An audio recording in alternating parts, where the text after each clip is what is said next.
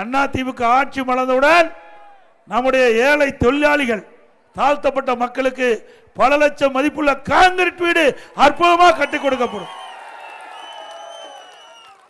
இன்றைக்கு அதிமுக ஆட்சி மலர்ந்த பிறகு ஒவ்வொரு தீபாவளி என்றும் நம்முடைய தாய்மார்களுக்கும் சகோதரிகளுக்கும் அற்புதமான சேலை கொடுக்கப்படும்.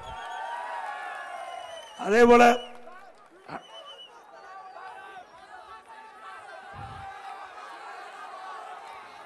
அம்மா உணவகம், திராவிட முன்னேற்ற கழக ஆட்சியில் அம்மா உணவகத்தை மூடுவதற்கு திட்டமிட்டார்கள். அதை முறியடிக்கப்பட்டது.